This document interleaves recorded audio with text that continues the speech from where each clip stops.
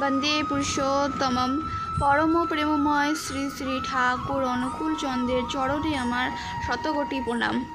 আজ আমি আপনাদের একটি ছোট্ট গল্প বলবো যে কিভাবে হতাশা থেকে আশা ফিরে আসে মানুষের মনের মধ্যে। তারই একটা প্রমাণ আজ আমি আপনাদের দেব। একটি ছেলে ছিল, তার বহুদিনের স্বপ্ন ভেঙে গিয়েছিল। সে দেওঘরে এসেছিল। দেওঘরে আশ্রমের পাশে একটা ছোট্ট নদী ছিল। সেখানে রচিত ছিল একটি রহস্যময় গল্প। বলা হতো সেই নদীতে রাত 3টের পর কেউ যদি সেই নদীর ধারে গিয়ে একা বসে তাহলে কখনো কখনো একটা সাদা পোশাক পরা মানুষের দেখা পাওয়া যায় এবং তিনি সেই সমস্ত মানুষদের সাথে দেখা করেন যাদের হৃদয় ভেঙে গেছে। তখন সায়ন বলে সে যুবকটি ভাবল সে দেওঘরে যাবে। সে তার বুক ভরা বেদনা নিয়ে দেওঘরে গেল, কারণ তার বহু বছরের স্বপ্ন ভেঙে গেছিল। সে তখন দেওঘরে যায় এবং সে একইভাবে রাতে তার ঘুম এলো না। তখন সে দেওঘরের পাশে ওই ছোট্ট নদীটিতে গিয়ে বসে। তখন হঠাৎ দেখতে পায় যে নদীর ওপারে কেউ একজন সাদা পোশাক পরে রয়েছেন। কিন্তু অদ্ভুতভাবে সায়নের তখন কোনো ভয় লাগেনি। মনে হয়েছিল এই মানুষটি তো আমার বহুদিনের পরিচয়ের মানুষ। তখন আস্তে আস্তে সে তার দিকে এগিয়ে যায়। তখন সেই সাদা পোশাক পরা মানুষটি পাশে এসে বসে এবং বলে, কেন তোমার এত দুঃখ?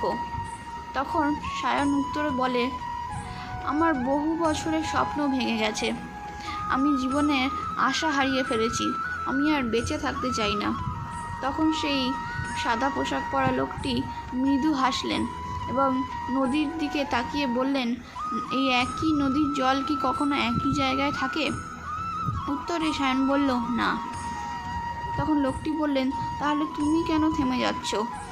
তুমি কেন তোমার চলার পথ বন্ধ করে দিচ্ছ?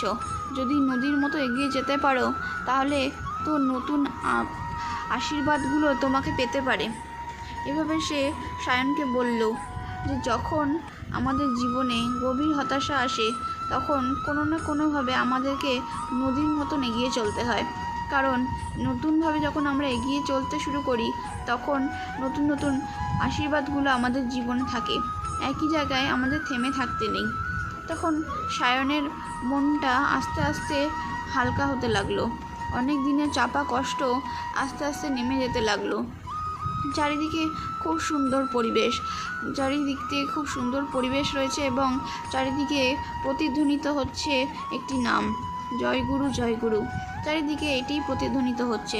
অজান্তে সায়নও মনে মনে জপ করতে শুরু করলো, জয় গুরু জয় গুরু। এইভাবে বলতে বলতে যখন সে হঠাৎ পেছন ফিরে তাকালো, দেখলো যে সে সাদা পোশাক পরা লোকটি আর বসে নেই। এভাবে আস্তে আস্তে ভোর হলো। সায়নের মনে হলো তার জীবনের অন্ধকারও হয়তো এইভাবেই আস্তে আস্তে যেন কেটে যাচ্ছে।